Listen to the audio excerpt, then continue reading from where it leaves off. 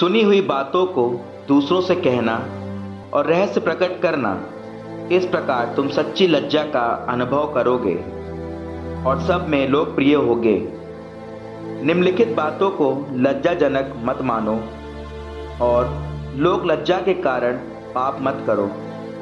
सर्वोच्च प्रभु की संहिता और उसका विधान, विधर्मी को न्यायोचित दंड, साथी और सहयात्री के साथ हिसाब, दूसरों के साथ विरासत का विभाजन, तराजू और बाटों की सच्चाई, बहुत या कम संपत्ति, व्यापारी के साथ सौदा, संतति का निरंतर अनुशासन, दुष्ट नौकर को कोड़ों की मार, या पत्नी दुष्ट हो तो उसे बंद रखो।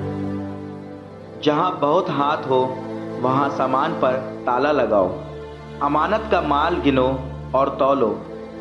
जो देते या लेते हो उसका हिसाब रखो। नासमझ एवं मूर्ख और लंपट बूढ़े को डांटने में लज्जा का अनुभव मत करो। इससे तुम समझदार समझे जाओगे और सभी लोग तुम्हारा समर्थन करेंगे। पिता के लिए पुत्री चिंता का कारण है।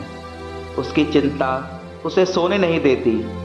जब छोटी है तो वह डरता है कि कहीं अविवाहित ना रह जाए, और जब उसका विवाह हो गया है तो इसलिए कि कहीं उसका परित्याग ना हो।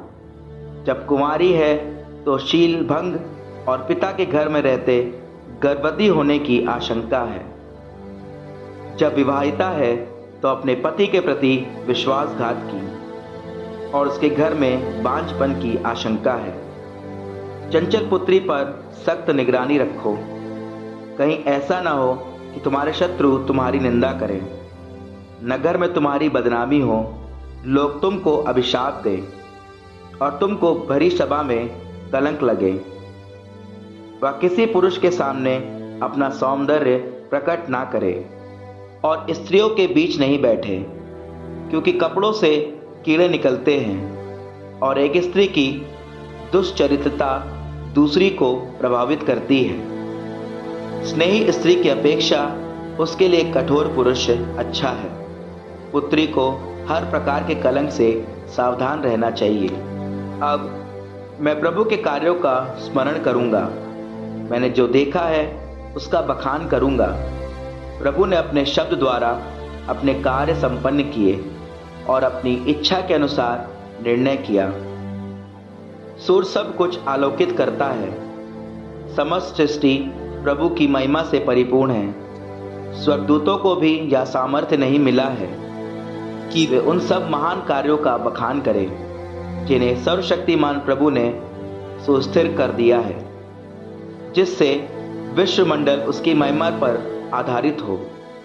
वह समुद्र और मानव हृदय की था लेता और उनके सभी रहस्य जानता है, क्योंकि सर्वोच्च प्रभु सर्वज्ञ है और भविष्य भी उससे छिपा हुआ नहीं। वह भूत और भविष्य दोनों को प्रकाश में लाता और गूढ़तम रहस्यों को प्रकट करता है। वह हमारे सभी विचार जानता है। एक शब्द भी उससे छिपा नहीं रहता। उसकी प्रज्ञा के कार्य सुव्यवस्थित हैं, क्योंकि वह अनादि और अनंत है।